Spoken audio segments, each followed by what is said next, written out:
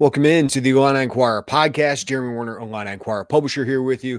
Today on the podcast, we have a special guest, Illinois Athletics Director Josh Whitman. We're supposed to do this sit down in Nashville. Obviously, some things happened in my life that would put that on pause for a little bit, but Josh was kind enough to reschedule, invite me into his office, and we had a great 40-minute chat, and I think a pretty enlightening one for you guys. Josh talked about the football season, what sustaining success means for his football program, why this offseason is a huge test for the program. I found that part of the conversation great. And we do a deep dive into the state of college athletics.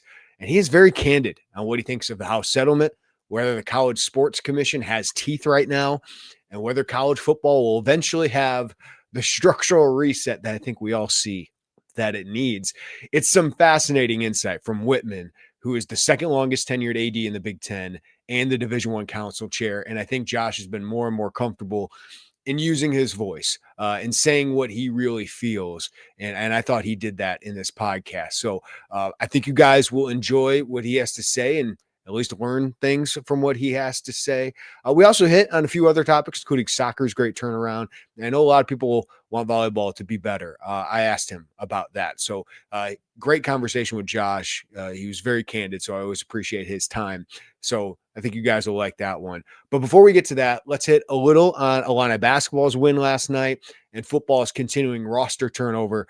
Last night, Kyle Tosk had some personal things that kind of kept him from doing the podcast. And to be honest with you, I didn't mind it because I just didn't think we had a lot to break down from an 81-55 win over a Rutgers team. That's bad. I don't know how Oregon lost to that team. It's just not a Big Ten roster. There's a lot of conferences, lower level conferences, that I'm not sure Rutgers would win.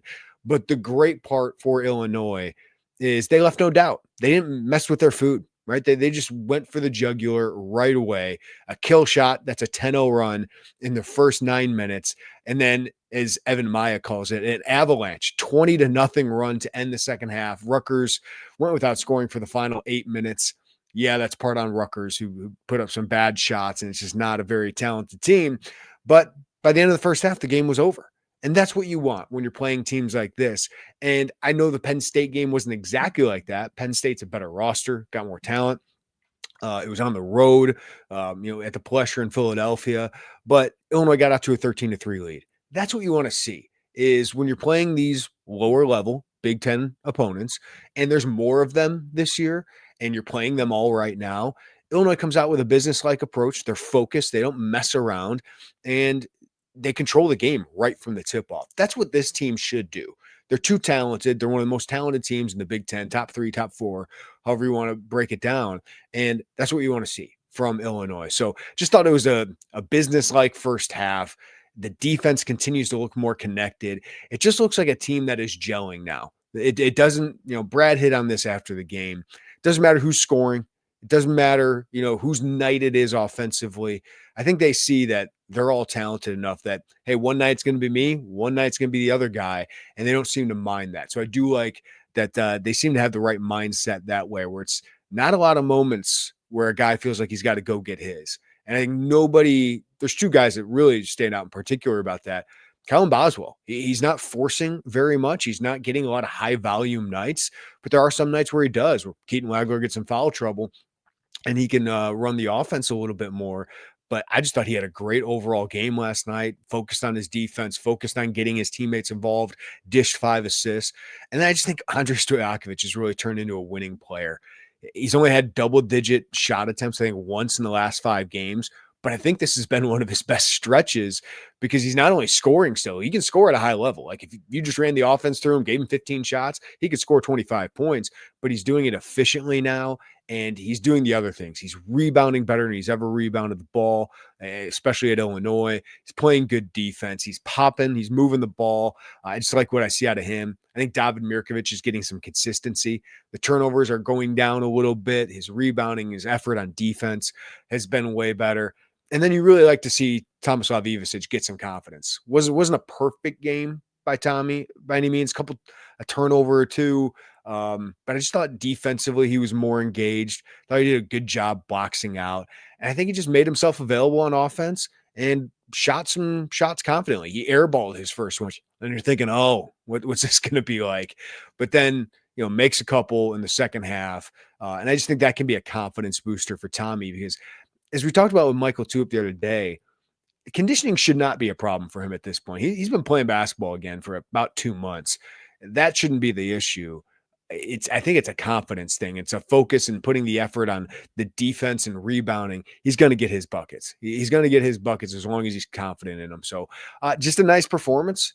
Brandon Lee came off. Got to mention Jake Davis. He's caught fire here. He's made 4+ threes in 2 of the last 3 games. Just a nice role player, averaging about 18 minutes. He's really deserved that. I think he's a winning role player on a good team. Not going to carry you, obviously. There's moments like defensively, he gives up some things, but he's always in the right spot at the right time. Might get over athletic at times. That's not a word. Out athleted at times, but he's a good player. And I think he can be a real good winning player for this team. So just feels like this team's gelling a little bit. Of course, the schedule hasn't been great, right? I mean, Missouri's not a great team, but they did just beat Kansas. And Penn State's not a great team, but they can give teams a scare. And this is not a good Rutgers team, but they just beat Oregon. and that might have kept Rutgers from really threatening 0-20 in the Big Ten. I just don't think they're that caliber team. That program's really fallen off here in the last couple of years, but that's what you want to see from Illinois. The defense has improved greatly against those teams, but you've crushed those teams for the most part. Penn State, the score ended up pretty close. You never really truly ran away, but you were always in control of that game. So you beat Missouri by 43 points. You beat Rutgers by 26 points. That's what you want to see. And now you get a tough game going to Iowa that they do what they do well. As Mike said, Iowa's a completely different team than they were under Fran McCaffrey. Slow pace, good defense, locked in defense, really disciplined. And offensively, they're going to make you guard for a long time. And Bennett Sturtz is an NBA draft pick and one of the best scorers in the country. So it's going to be a really good road test. But if you can win that one and go on the road to Northwestern, you got home games against Minnesota, Maryland, really stack wins here. I mean, there's an opportunity for Illinois to really stack wins before the schedule gets very, very difficult when you start on the road to Purdue, home against Washington, at Nebraska, and then February is just an absolute bear for Illinois. So that's about it I had on that game. Just a nice, dominant performance by Illinois. Cruised in the second half. That's going to happen. Rutgers came out with some energy. Illinois did not match that immediately, but it was enough. The first half, the game was decided. All right, let's talk a little bit about Illinois football. Some additions and a big subtraction on, Thursday. Angelo McCullom hitting the portal. What's happening up front on the defensive line? That's what everybody has the question for. I don't have an answer for you right now. This time of year, things get pretty quiet. There's so much time-sensitive things happening that I can dig on some of these things, but you don't get a lot of information out of people. But it is a shocker. Brett Bielema mentioned that only one player surprised him entering the portal. I have a pretty good idea who that is. That's Eli Coonan. I think they were surprised by that Eli Coonan, who they found out of Bemidji State, believed in, gave a chance, grew his role as the season went along, that he entered the portal. So that was a surprise for them. This one's a surprise to me. I don't know exactly if it's a surprise for Illinois. I knew they knew he was going in the portal yesterday. But this is a guy I thought was going to be a huge piece. Everyone knows on this podcast, I'm a fan of Angelo McCullom. I think he's a damn good player. And Illinois thought so too, because they played him more than anybody at nose tackle this past year. They had a 3-man rotation there with Kurt Neal, General Hunt, Angelo McCullom. All 3 of those guys now gone. General Hunt graduated, but Kurt Neal now gone, Angelo McCullom now gone. And what's happening up on this defensive line? I don't know. This was a position that I thought Illinois had finally gotten to the point where they can just develop and not have to have an overhaul every year, because the last 2-3 years they've had to have an overhaul of let's add 4 transfers, 5 transfers up front so we can kind of get to our high school prospects. Well, now some of these guys you thought were long-term guys on the defensive front are leaving, and Angelo McCullom is as big as any, along with Eli Coonan. So Pat Farrell right now is the only returning guy to your defensive front. Like Tommy Wadurajai gets in the portal. You can excuse that one, even though I think he's a good player, because this is what Tommy Watt has done. I mean, that's just his history. This will be his 5th school in 5 years. But I wish I had an answer for you exactly why all this is happening. I don't know. I just want to see what happens over the next week. And whenever we get Brett Bielema again, whenever we are able to chat with these people, like we'll ask, like, what has happened up here, and we're trying to get those answers. I be honest with you, I just don't have those right now. What I do know, they got a lot of work to do up front, and defensive line is not inexpensive to go out and get. They've had some funds free up here to try and address those. And I know they have so many guys on campus. So that's why I'm going to be patient and see what happens and what they add on the other side of this, because they've had some transfer portal guys come in. All of those are not public, right? Like we only get a little bit of the information coming out of who's actually gotten on campus. But for the about 3rd straight year, just a complete defensive line overhaul. The good news is Terrence Jameson has done a great job of evaluating and developing to where your defensive front has been solid. And I thought they were good against the run this past year. They do need to get better rushing the passer. Like this is still an area where I think they can improve, and they need to improve their roster. But I thought there'd be a couple holdovers here. Like when I first did the needs, transfer portal needs, this was way down the list because I thought Durajaye, Eli Coonan, Angelo McCullom, Pat Farrell.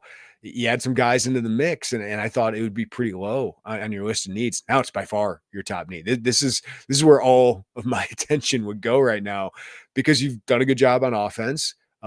Secondary, you got some guys returning, and you've already made an addition. Maybe you add 1 or 2 more guys. Linebacker, I still think you need to improve, but defensive line is more important to me than linebacker right now, even though you need some bodies at that position. So we'll follow up. We'll see what Illinois does here. But right now, this is a position that needs huge investment. I do like Carter Janke, the Penn transfer, and Pat Farrell. But then you're talking your remaining guys: Demetrius John, Cameron Brooks, Isaiah White, Tony Bologna, Parker Krim, and King Liggins. Those are all really young, untested guys. Pat Farrell and Carter Janke are the only guys who played Division I football. And Pat Farrell is, I guess Demetrius John has played a little bit. And Cameron Brooks and Isaiah White had a couple of reps early in the season. But Pat Farrell's the only guy that's really played Big Ten games. So got a lot of work to do up front. So we'll see what this picture looks like in a week.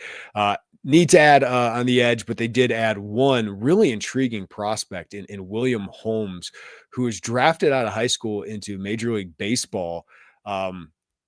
Big man, 6'4", 250 pounds, threw a 95, 96 mile an hour fastball. Baseball career didn't work out. He'd never played organized football and then decides to walk on at Utah State. And he plays his first year. And Utah State is not some nothing program. Like, that's been a good program, a pretty high level conference.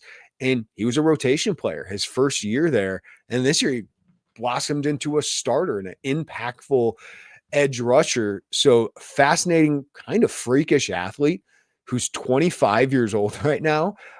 Really intriguing addition that you add to the rotation. I think he and Joe Barner will basically play the same position, but Daniel Brown will be in the mix there. They need to add another edge, but just a really fascinating kind of upside play for a guy who's 25 years old, who's played 2 years of organized football.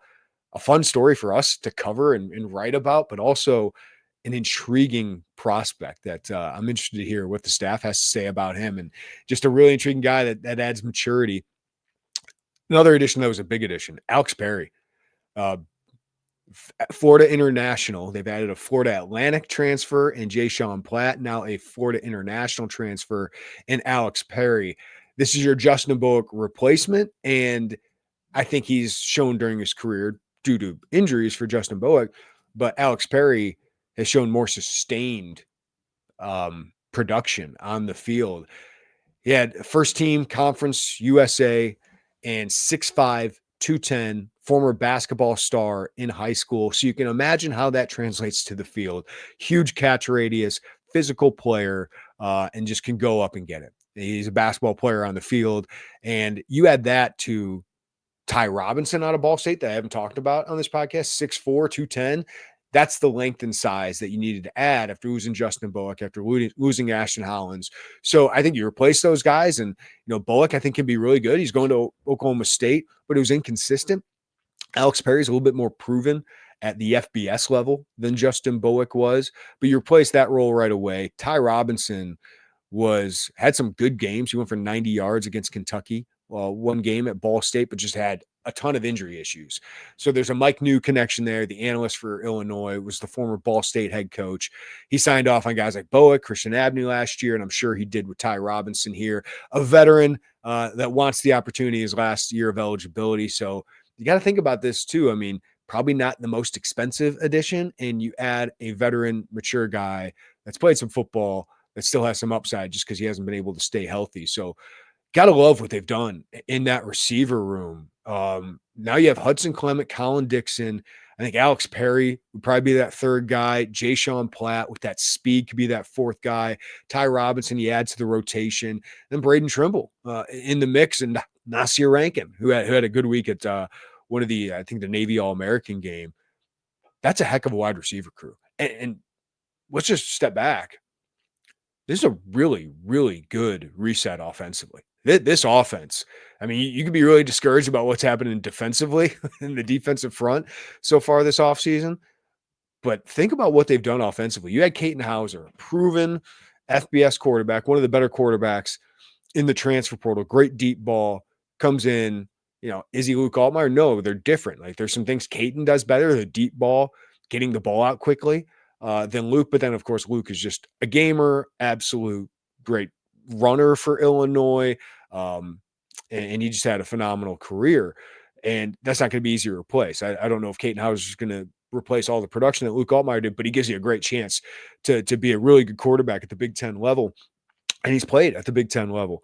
Running back, you return Aiden Lawfrey, Khalil Valentine, Caden Fagan. I'm interested to see how they use him next year. Can they get him more of an H-back role and get him in space a little bit more? Jordan Anderson at running back, I think, showed that he can be the short yardage guy. But now all those receivers I talked about. Tight end, you probably want to add one more.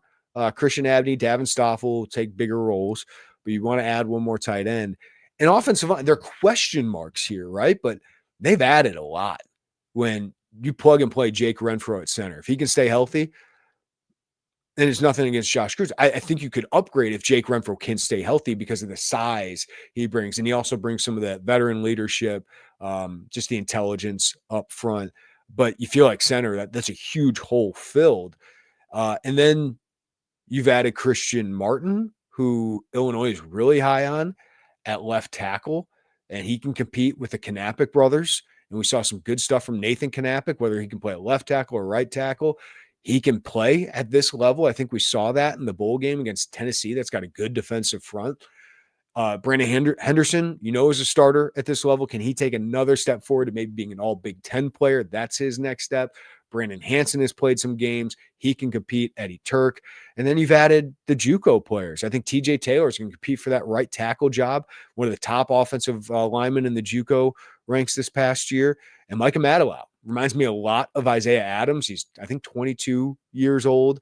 So brings that physical maturity, adding some strength after going on a mission for 2 years before he went to the JUCO level. But he's the number one guard in the JUCO level. So I like what they've done on offense. Like their offense has reloaded, and I have a lot of confidence with Barry Lundy Jr. back that he can get a lot out of that group. Defensively, they got a lot of work to do. Defensive line, talked about it. Edge rusher, got to add another one. Linebacker, got to add at least one. And I think they need to add a playmaker there. I feel actually better about anything than the secondary because Juice Clark is back. Matthew Bailey is back. Still waiting to hear on Xavier Scott. That would be a huge investment, but you get him back. That would be really interesting. Tanner Heckle, Jaquan Morris, Matt Krasetich, Levon Williams they added. Nick Hankins coming in, Jacob Eberhardt coming in. You feel pretty good about that. So a lot of questions on the defensive front, but I really do like what they're doing offensively. In the end, is Illinois getting better? Ask me again in a week, right? I do think they've reloaded on offense, defense. Long way to go here, but we'll evaluate all of that. And I know some people upset that Illinois is not getting a bunch of Power 4 guys. I get it. I mean, some of the best players you got in the portal last year, James Thompson Jr., Hudson Clement, came from the Power 4 level. I mean, Jake Renfro did. Caton Hauser played at that level. Those are two huge additions at center and quarterback, and not inexpensive ones. Carter Janke, I don't think is a cheap one, but people don't like going to the lower level. If they're productive, I don't mind going to the lower level. Indiana's guys, most of them, outside of Pat Coogan and Fernando Mendoza, a lot of those guys on defense are lower level guys. I think there's a lot more we talked about with Jay Lehman. I think schools are starting to prioritize a little bit more production than potential and pedigree. I think they want to see guys can produce. And I think Illinois is kind of following that. Brett Bielema has done that for most of his career here at Illinois. You got to have athletes. You got to have that talent level. But he's gone to that. And I'm still interested to see what they do up front because defensive line wise, you do need a little bit of potential. You need some athleticism, size, all of that. And Terrence Jameson usually finds those guys and can develop guys even who haven't proven it much at this level. Like Tommy Wadurge, I thought this was a good marriage for him. I thought this was by far his best year. So for him to move on again, I didn't think made a lot of sense for him, but it does leave a hole for Illinois. So we'll come back in a week. We'll reassess and see where this lies. But until then, we'll stay on top of it at IlliniInquirer.com. But I've talked long enough. I've vamped long enough. Let's get to the guy who you want to hear from.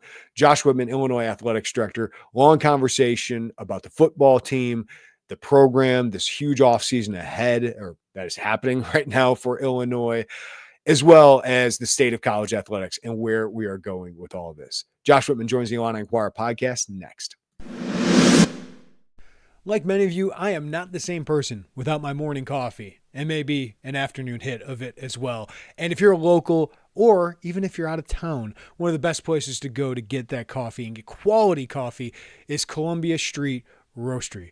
One of my favorite things about football season, going to Memorial Stadium, is getting their nitro brew. I've really become a big fan of nitro brews here recently, but I'm telling you, Columbia Street Roastery, they're local. They're better than some of those big box shops, and they have on tap there at the football games. I probably have 3 of them while I'm there, but it's some of the best brew that they have. But go check their website out, csrcoffee.com. They have their subscription box, and they got all different types of roast, medium roast, dark roast blends. Check out their tea and hot cocoa. And the best part right now, Illini Inquirer listeners, you can get 10% off your first order with code GOILLINI2025. Just visit csrcoffee.com, type in GOILLINI2025 in the coupon code, and get 10% off your first order. Also, you get free shipping on orders of over $45. Check out all of their blends at csrcoffee.com. And again, get 10% off your first order with code GOILLINI2025.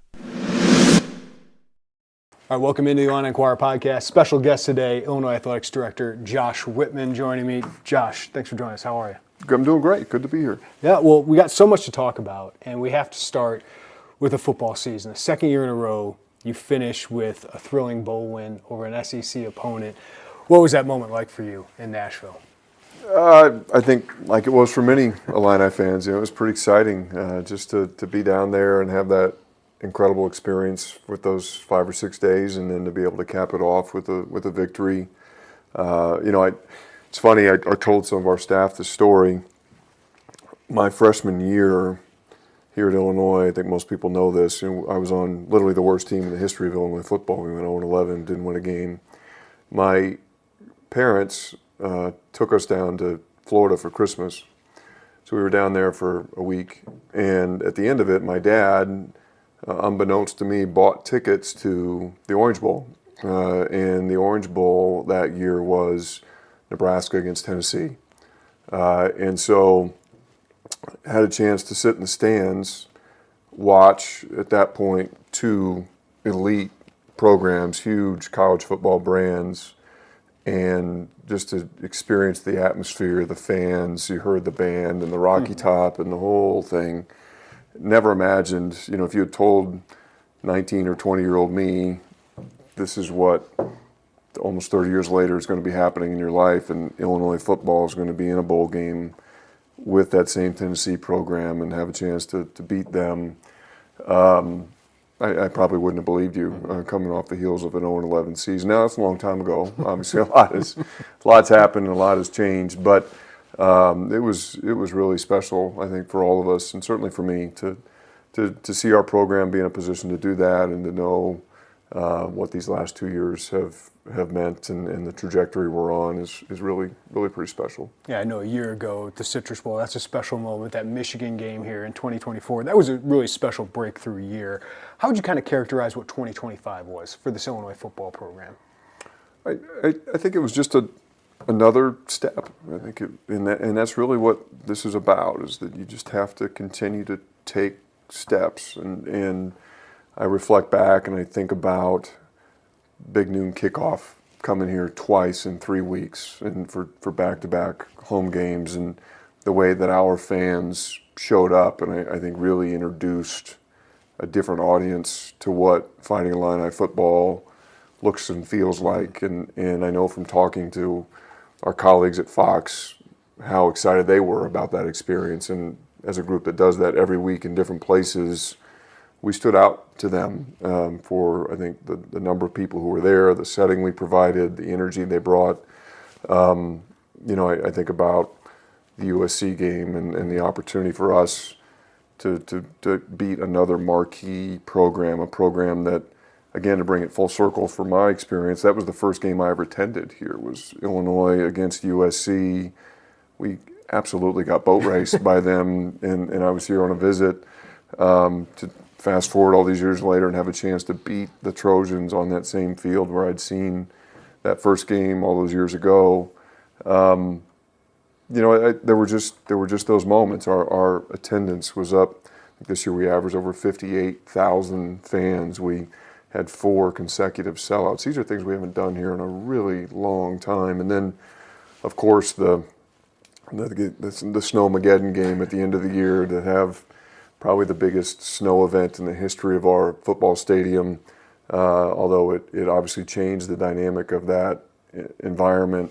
Certainly a night that any of us who were there will never forget. And so I think a lot of these seasons are about memories. They're about creating moments, and sometimes those moments don't come with a full house and all the pomp and circumstance. Sometimes it's because of what Mother Nature deals to you. And I can't believe you played a game that day. It's a credit to your staff for clearing that all out. It was a lot of work. It was a lot of work, but again, just reminded me of how fortunate we are to have the people here and all the work that they put forth to make those games possible. And so I think it was just another important step in the progression of this program, and to be able to culminate these last 2 years with significant bowl wins over highly acclaimed, high-profile SEC programs, to know that in 3 out of the last 4 years we've been in 3 of the highest-profile non-CFP bowl games in the country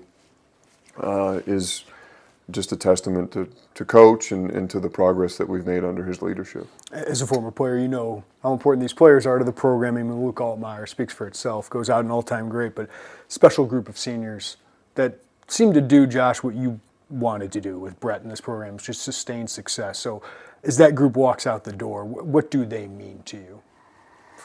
I think you said it. I think they really came here at a time when coming here still was not the most popular thing to do, and they just persisted. They continued to come to work every day. They continued to show up and believe in what was possible here at Illinois. They were great listeners. They absorbed the messages that Coach and the staff had for them. They believed in each other. They absorbed the high moments and the low moments, and it's just a great story of perseverance, of leadership, to see the way that they came together and really uplifted a program. I hope that's a group that will come back here decades from now and be celebrated for all that they did. And to think that group played in those 3 bowl games that I just talked about, and there were many generations of players before that who maybe played an A bowl game, maybe didn't play in any bowl games,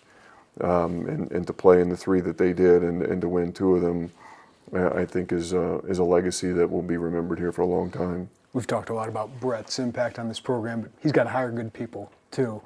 I'm wondering, Barry Lonnie Jr., what is his value? What has he meant to all of these things that are happening with the program? Yeah, it's incredible now to have the longest tenured offensive coordinator in the Big Ten Conference, and to watch the way that he and Brett have really grown together. Of course, they'd worked together before, and so they had a relationship and they knew one another, but not in the same, certainly not in the same place, but also not in the same roles. And it's been fun to watch him develop. Obviously, he and Luke had a great connection, and that I think was a really instrumental part of our success. But it's been exciting to watch the offense progress, and the way that they have advanced under his oversight is I think really been a key to our success. Expectations are here now for this program. Number 12 in the country. Didn't obviously reach the ultimate goal of college football playoff, but as you said, it was a very successful season.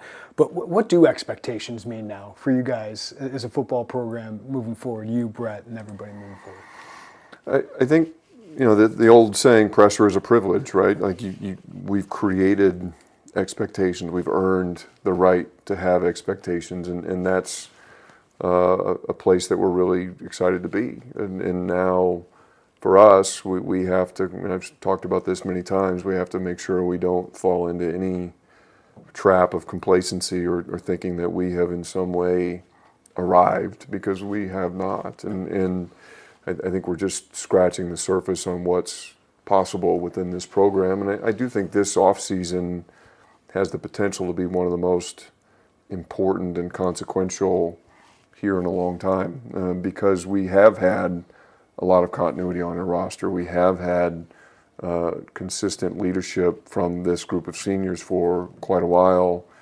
We have to show now that the program is bigger than that group, and that we have the ability to reset a roster, to reload with people, to make sure that the momentum we have gained through these last two seasons, the 19 wins, the 2 bowl games, that does translate to more success in the future. And that's a place where, again, nobody wants to talk about the past, but that's a place in the past where we have made some missteps, and we've gone to the Rose Bowl and then taken a step back. We've gone to the Sugar Bowl and taken a step back.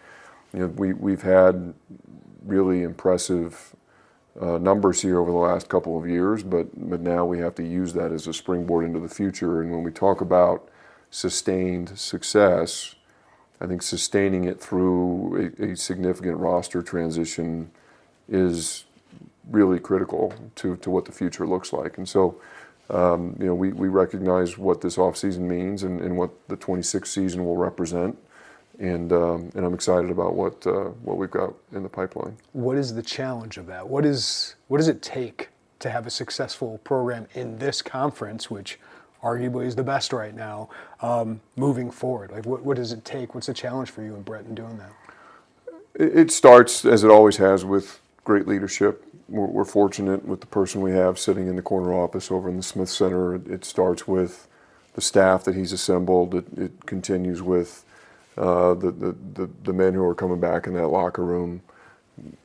As you build success and you gain tradition, a lot of that secret is that it gets passed down from generations of players to incoming generations of players. And I think we're at a point now where that manifests itself. But we've got to be prepared to continue to look for places to make strategic investment. I think we've got the right people. I think our facilities are in a good place.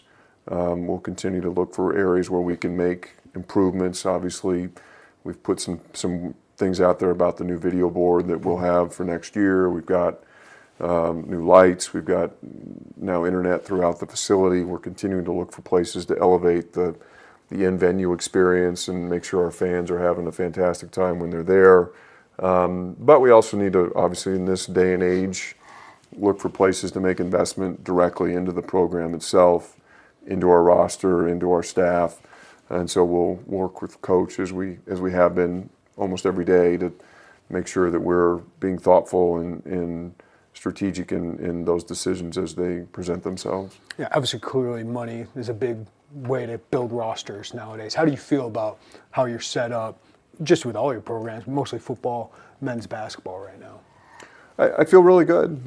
I feel really good. Obviously, we're in the Big Ten for a reason. We're a founding member of this conference, and being a member of this conference comes with a certain level of expectation relative to the investment that you are prepared and capable to make in supporting all of your sports, but in particular those sports that help drive the business of the Big Ten athletic program.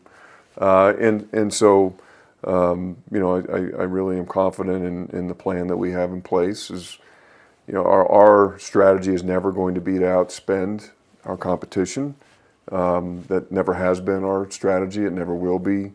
But we have, I think, been pretty adept at being really thoughtful and strategic about where we allocate our resources, how we allocate our resources. We need to be able to spend enough so that, as Coach likes to say, we're shopping in the same mall as everybody else.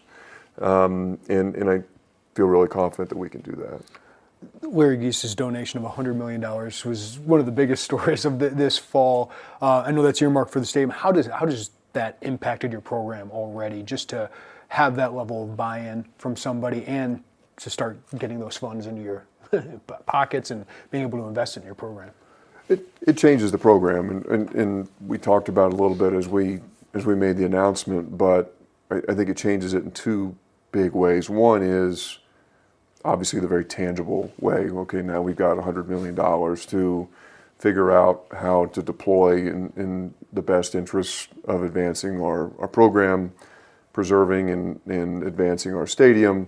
And so that's a great place to start. Now, as I said back then, he didn't write a $100 million check on the spot, and so we've got to be thoughtful about how that money gets deployed and when and how.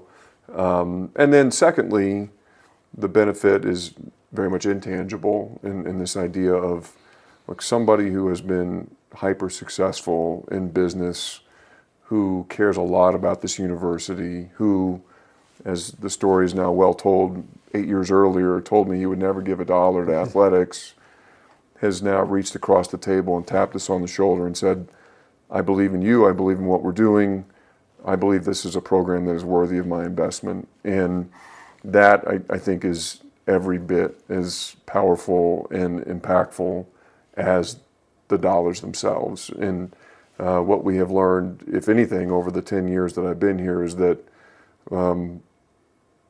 people pay attention, successful people pay attention to what other successful people do. And when you get an endorsement, which is essentially what that was, from someone like Larry Geese, then that prompts other people in influential positions to look to make investments of their own. And that's ultimately what I expect to happen as we continue down the road. Can we talk about the state of college athletics, your favorite topic? How long do you have? Yeah, well, I got a few questions for you. We'll see where we go with it. But, everyone's seeing reports of coaches being promised, hey, you get $20 to $25 million for your roster. And a lot of people out there are saying, wait, I thought revenue sharing cap things. What is NIL? What is the College Sports Commission doing? So a semester into this new era, Josh, how is this working? How has it ended up working? Because I know even at Big Ten Media Days, you said this model's getting tested. So how has it been tested in the first fall here? We're experiencing our first major tests now. Through the coaching hiring cycle, in the middle of the football transfer portal, this is really the first time that we have truly seen it put under pressure and being subject to some pretty intense scrutiny. And to be honest, I don't know the answer yet. I think time will tell how the system is working. I do know that I think there continue to be a lot of misunderstandings and false narratives around how this may or may not work. I think that this idea that some schools may be aggregating resources to deploy for above the cap NIL, I know is happening. The thing that I am unclear on at this point is how exactly they're going to move that money from the pool that they've aggregated into the pockets of the student athletes because of the NIL Go process and the clearinghouse. Right now, the average deals, and all this is public, the average deals that NIL Go has approved, and they've approved tens of millions of dollars of deals, the average deal is, I think, less than $8,000. So if you want to move $10 million to your roster, $8,000 at a time, how's that going to work? And that, I think, is the question that a lot of us have. And I wouldn't be surprised, and we'll see over time how this plays out, I wouldn't be surprised if a year from now either some of those promises have gone unfulfilled, and the promises to the coaches, hey, you're going to have $10 million or $20 million or whatever the number is, or if some of those places just aren't submitting their deals, which is, in a moment where we don't have a lot of rules and the rules that we have are under a lot of scrutiny, the one bright line rule that we have is your third-party NIL deals need to be submitted to the clearinghouse. And so I'm hopeful that that one rule continues to survive above all the others, because that's a really important element of the system that we've built. And if people aren't willing to honor that really central principle of the model, then the model may have a problem sustaining itself. What if that's not the case? I mean, you've said you want to see people who break the rules be punished harshly for it. So what is the chatter among you Big Ten ADs, you're the Division I Council Chair, just across the country? I mean, what's your sense of how everyone's approaching this right now? Well, I think we haven't seen a lot of public displays of enforcement from the College Sports Commission, from the NCAA.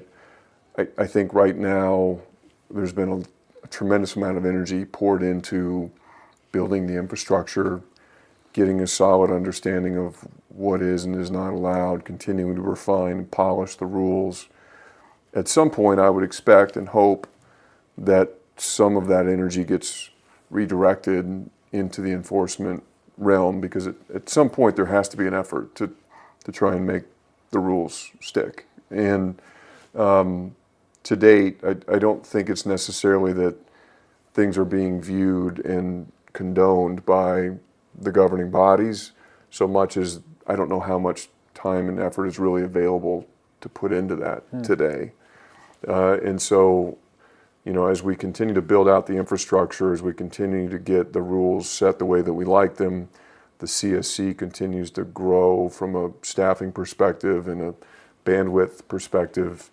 I'm hopeful that we'll see in the coming months a new effort to really get more serious about some of the enforcement questions that are bubbling around. I know you're so supportive of what this model could be, but as a competitive athletic director too, I've asked you this in so many different ways before, but how do you approach it right now when there is this unknown, when you want your program to succeed, but you also believe in this model?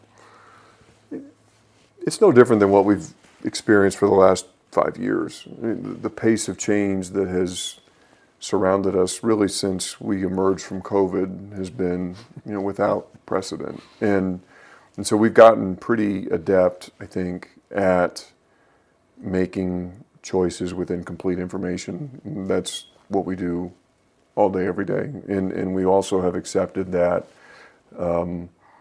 certain decisions we make may need to be re-examined a month later, a week later, a day later. It just depends on what the topic is and what the decision was. But, I think in these moments of uncertainty, you have to have some pretty clearly defined values. You have to have a really clearly defined sense of purpose, objective, direction.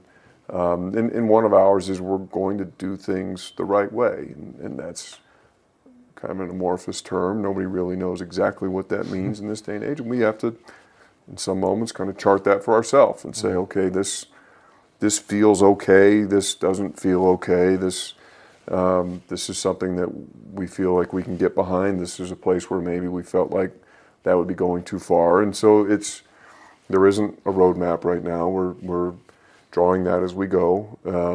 But I do think we have a really well-refined sense of identity and a really well-refined sense of integrity. And so we just have to continue to trust the people around the table and pressure test some of these decisions that are in front of us as we go. Can I get your lawyer's perspective on something? You sign contracts with players, agreements with players. Some players, most notably a Big Ten quarterback, not honoring that. How do you see that moving forward? I mean, not asking you on that specific case, but what's your view legally of the protections you have, the players have in these kind of agreements? I do think that the contracts matter. Yeah. They matter everywhere else in the world. I think they should matter with student athletes as well. If they don't matter, then we're wasting a tremendous amount of time and energy creating them and negotiating them and trying to put them in place. And I think all of this, ultimately, believe it or not, they're still student athletes, right? And they are here to learn and prepare for the rest of life. And so if we teach them in the midst of this that contracts don't matter, or that commitments don't matter, then I think we're doing them a disservice as educators and as people who have committed to helping young people progress. And so, when they get out of here, their contracts are going to matter, right? If you have a lease and you, for some reason, choose to break the lease, you better believe they're going to make you pay on the lease. If you have a contract with a credit card and you don't abide by the terms of the credit card, they're going to take your credit card away, and they may take you to a collection service. And so these are just basic life things, and I think some of those same principles need to be brought to bear on some of the things that we're doing with student athletes today in the revenue share space. And I don't know that, again, none of this is at a finished point. This is just a waypoint on the path to something different. The contracts right now, and I think a lot of people still don't recognize this, are NIL agreements, right? They are licenses for the university to use a student athlete's name, image, likeness to promote the university, the Big Ten Conference, the NCAA. They are not performance-based contracts. We're not paying them to play football at Illinois. I think that may end up being something that we have to study. Are we contorting ourselves in a certain way so that we can say it's not a performance contract? Maybe we shouldn't shy away from that the way that we have historically. Now that opens up a whole Pandora's box of potential downstream effects that we have to be mindful of. But I think the whole system just has to continue to work through its evolution, and the pace and the steps along that evolution are still to be determined. And that's the thing, Josh. You're watching the college football playoff, you're watching the NCAA tournament, you're seeing some of these programs that had never been good for a long time become great. And it seems like parity is increasing, at least at this level of college athletics. So it seems as entertaining as ever. It seems as profitable as ever. But you just kind of mentioned the system. It feels like we're just kind of going through, and this is the era of figuring out what the next phase is going to be.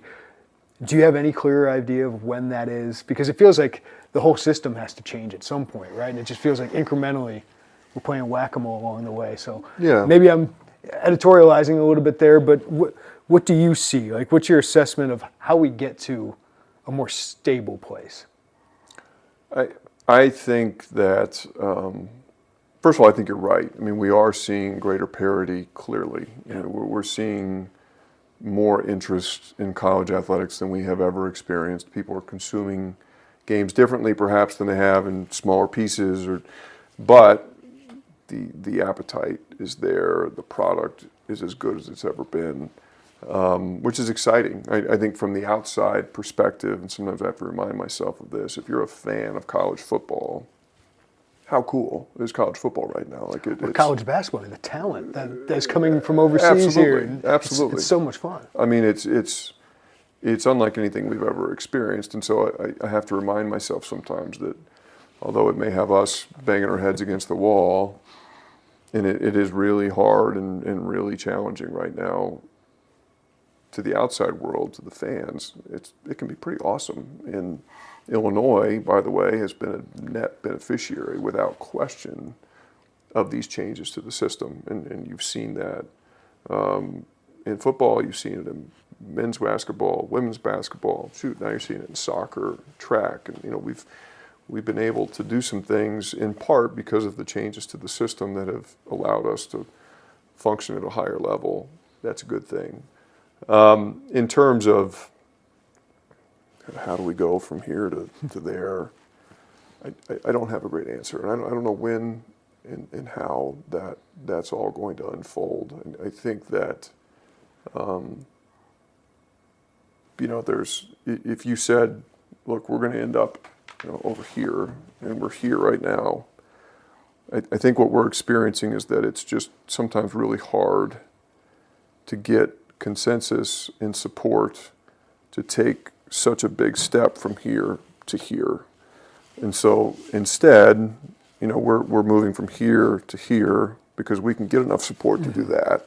And then we'll stay here for a while, and then we'll go here and here and here and here. And I think we'll still end up here, but that's just a more realistic process, understanding how entrenched tradition in college athletics is, understanding the different dynamics that exist between schools and conferences and the NCAA and these new entities that we're creating, the College Sports Commission and now the collectives and the federal government. I mean, the number of stakeholders that are involved in college athletics is growing, which adds complication. I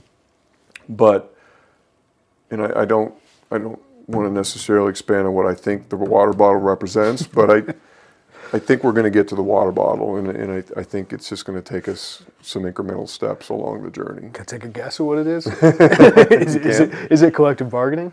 I think possibly. Yeah. Yeah. I think that I would love to see us get to a place where we are on some high ground, right? Where we have a system that is predictable, where we're and stable for everyone. Right? For everyone, fans, you guys, 100%. Players, yeah, and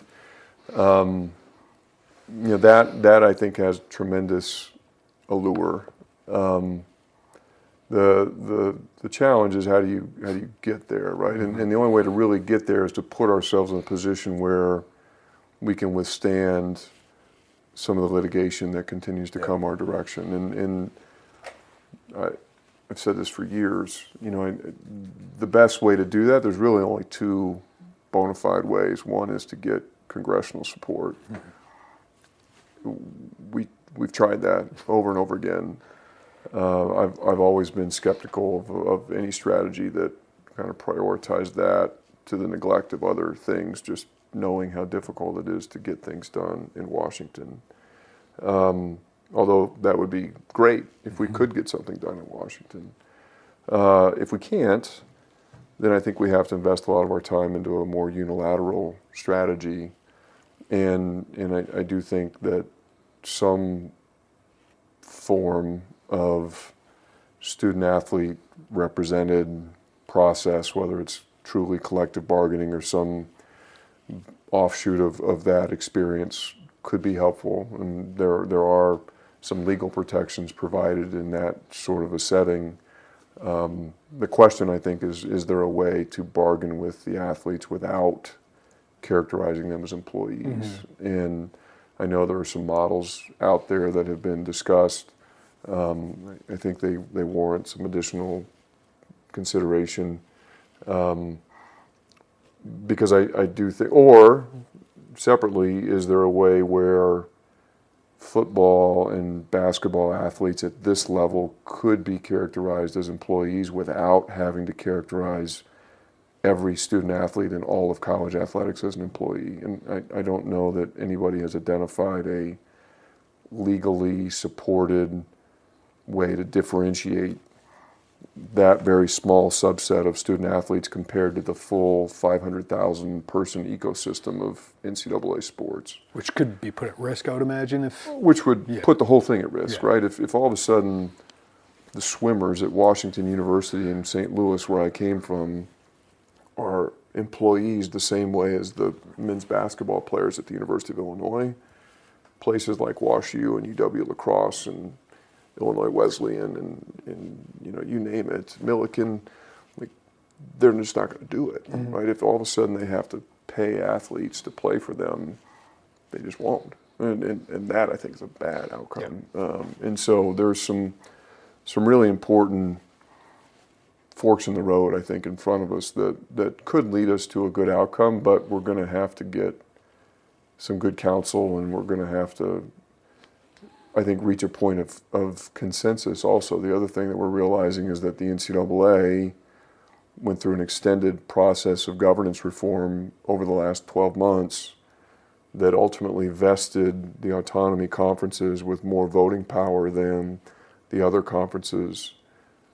But now what we're recognizing is that it's even hard to get the four of us to agree on things. And so, we're at a moment now where there's a lot of self-interest in the system. And I think in some ways that's, if you really stop and think about it, probably unavoidable, just because of the pressure that has now been breathed into the system to succeed at a high level, to do it in a short period of time. We don't have the luxury of relegating Illinois' best interests to a secondary priority in order to advance the interests of the Big Ten or in order to advance the interests of the NCAA. Because if we don't do well at Illinois, then we're all going to be out of here and somebody else is going to be facing these problems. And so because of that, that self-interest is on display more and more frequently, whether it's by individual schools or conferences or groups of schools. And so it's made it harder to compromise and come to consensus around needed change to the system because people aren't willing to take a short-term backseat in order for the broader system to take a step forward. Stressful, I would imagine. I mean, it's part of the job. Sure, yeah, it's stressful, but it's interesting. Oh yeah. It's when really you're impacting something for a long time potentially, right? You hope. There's days where it can be really frustrating, maddening. Because you think you're making progress on one front, and then something happens that's out of your control, and you realize that you taken a couple steps back when you thought you were moving forward. I think that it feels important, and I think that's something we talk about a lot here. Like, you want to do work that feels like it matters, and it feels like we're at a moment right now where what we do in college athletics really matters, and so that keeps you coming out of. Well, can we talk about every day? Yeah, can we talk about a story where college athletics feels pure? Sure. Your soccer program. Yeah. I mean, what a fall for Katie Hulteen. Just how did she give a jolt? I mean, I've talked to her about it and talked to her players about it, but from your viewpoint, how did she jolt that program so quickly? And what was that like for you to watch this fall? It was great to watch. Anytime you have a chance to go out and bring a new leader into the program, regardless of what was happening before and whether somebody had won national championships or they hadn't been to the NCAA tournament in years and years, change always brings opportunity. And that's how we've always tried to look at it whenever we have leadership transition with our head coaching staff. And so she walked into the building with, I think, one, great empathy. She was very committed to connecting with her players on a personal basis. I felt that same energy as when Coach Bielema walked in the room with his football team for the first time. There was an exchange of vulnerability that I thought was really powerful and immediately disarmed the women on the team and helped them build an immediate connection to Katie. And then I think just her work ethic, her competitiveness, she just brings an approach that I think has resonated with our student athletes, and in a level of self-confidence that was needed. And so it's been exciting just to watch the way they've responded to her and to see them take the steps forward that they have. It's again just kind of like what we've experienced with some of the other turnarounds that we've watched develop here. You never expect them to be so quick, but when they happen, it's just incredibly rewarding to watch. Yeah. I wanted to ask you, you got a very passionate volleyball fan base. It's such a program that's had so much success, but missing 3 out of the last 4 tournaments. What do you feel are the challenges that program is facing right now, and what do you want to see moving forward? Because I know fans want to see that get back to what it's had, which is really, really high marks. Sure. And of course we all share that same aspiration, and the good news is nobody is more committed to seeing that change occur than Chris Thomas and the women who are involved in that program every day. We do have a great tradition in volleyball. We have set a high expectation there, and everybody I think understands that we haven't reached that bar here in recent years. We're working every day with Chris and with his staff to make sure that we're taking appropriate steps to, one, evaluate the program, understand where some of our shortcomings have occurred, and then look for ways to address those things. We do need to come up with a plan for our facilities around volleyball.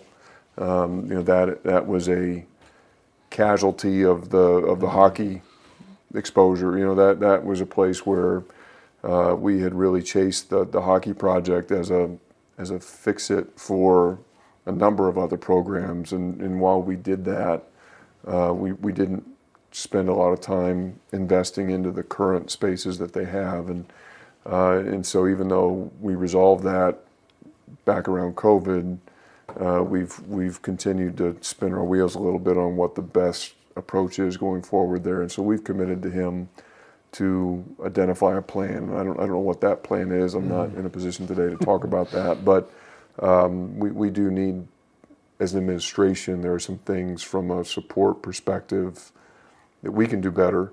And I know if Chris were sitting here, he would acknowledge there's some things as a head coach he can do better. And so we've got to work together to put that plan together and ultimately have great confidence that as we're able to do that, we'll see an improved performance from that team.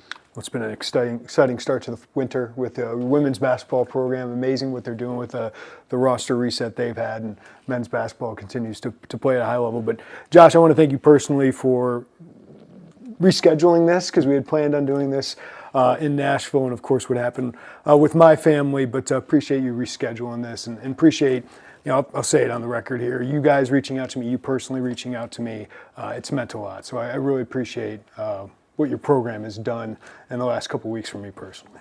Well, I hated that we weren't able to spend some time in Nashville, but as I learned the circumstances, obviously our heart was with you and your family, and we all have to go through that at some point in life, and it's not something any of us looks forward to, but I think it's important at those times to know that you have the backing of a lot of people who are around you every day, and obviously you sit in that chair and we sit in these chairs, Yeah. but doesn't mean that we're not on this journey together, and so when one of us struggles, it's a moment for all of us to step forward and provide support. And so we were glad to do that, and just glad that you've had some time with your family, and know that we'll continue to be here for you as the months play out. Well, Josh, thanks for being so upfront about everything as normal. I think fans really appreciate everything you have to say, being open about some of these big topics in sports, and obviously some exciting things happening in your program. So thanks for inviting me in your office and talking about it. Thanks, Jeremy. Yeah, Good to see you. appreciate you. Yeah, thank you. Yeah, good to see you.